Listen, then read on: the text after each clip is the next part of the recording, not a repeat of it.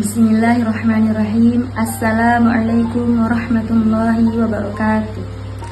Alhamdulillahirabbil alamin. Assalatu wassalamu ala asyrafil anbiya'i wal mursalin sayyidina wa maulana Muhammadin wa ala alihi wa sahbihi ajma'in. Amma ba'du.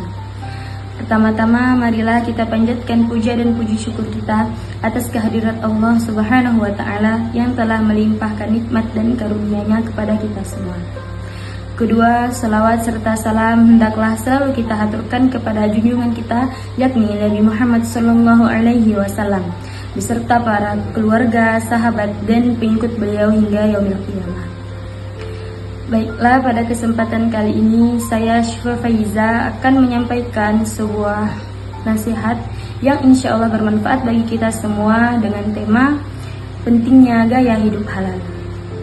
Rasulullah Shallallahu Alaihi Wasallam pernah bersabda, akan datang suatu masa pada umat manusia, mereka tidak lagi peduli dengan cara mendapatkan harta, apakah dengan cara yang halal ataukah dengan cara yang haram. Para pendengar yang dirahmati Allah Subhanahu Wa Taala, benar adanya apa yang telah disabdakan oleh Rasulullah Shallallahu Alaihi Wasallam beratus-ratus tahun yang lalu tersebut.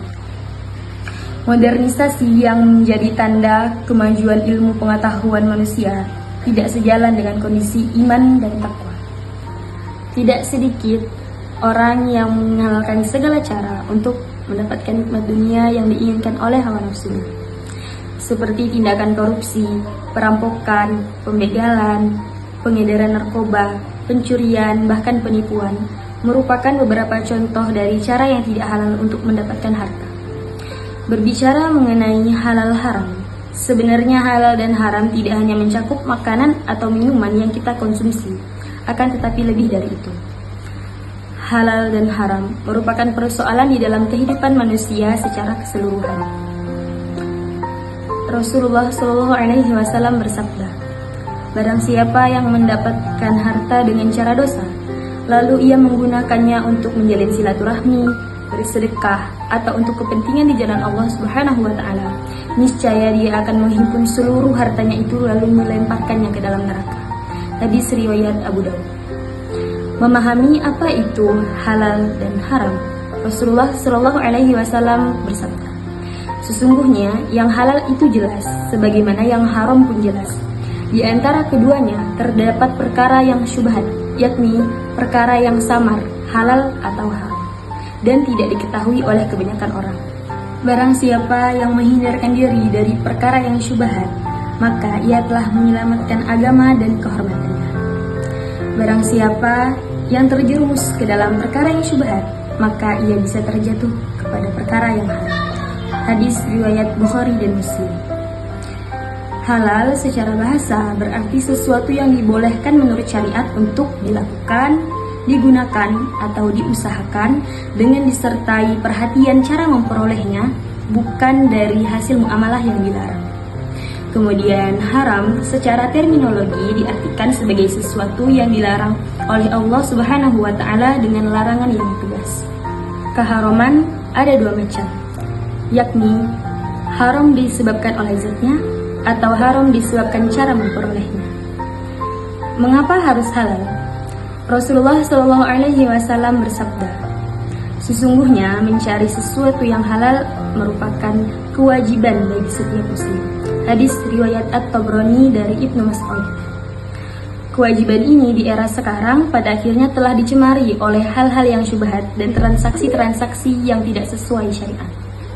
Sehingga sebagian dari kita yang tidak mau benar-benar berpikir dan berusaha selalu beranggapan bahwa mencari sesuatu yang murni halal adalah suatu hal yang sulit.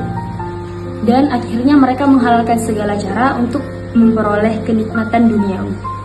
Padahal, jika kita mengetahui bahwa halal haramnya makanan yang masuk ke dalam tubuh kita akan berpengaruh terhadap kedekatan kita dengan Allah Subhanahu wa taala. Dan kedekatan inilah yang akan berpengaruh terhadap doa-doa yang kita panjatkan kepadanya. Jika kita pahami lebih lanjut, sebenarnya ada beberapa alasan mengapa gaya hidup halal merupakan sarana untuk memelihara diri dan jiwa kita, serta untuk mendekatkan diri kepada Allah Subhanahu wa taala. Yakni yang pertama sebagai wujud keimanan kepada Allah, Yang kedua, agar doa tidak terhalang. Yang ketiga, terhindar dari api neraka. Yang keempat, terhindar dari timbulnya penyakit. Serta yang terakhir, agar tidak mengikuti langkah setan. Para pendengar yang dirahmati oleh Allah Subhanahu wa Ta'ala, demikian ulasan mengenai halal dan haram yang dapat saya sampaikan pada kesempatan kali ini. Dari sini kita bisa belajar bahwa halal dan haram bukan saja mengenai makanan atau minuman yang kita konsumsi. Akan tetapi halal dan haram mencakup segala aspek dalam kehidupan. Dan kita bisa memahami bahwa kehalalan itu sangat besar terhadap kualitas hubungan dan kedekatan kita kepada Allah Subhanahu wa Ta'ala. Kedekatan ini selanjutnya akan berpengaruh terhadap terkabul atau tidaknya doa-doa yang kita panjatkan. Selain itu, Allah Subhanahu wa Ta'ala akan memelihara jiwa mereka yang melaksanakan gaya hidup halal baik di dunia maupun di akhirat. Dengan ini saya berterima kasih atas segala perhatian dan mohon maaf sebesar-besarnya atas segala kekurangan.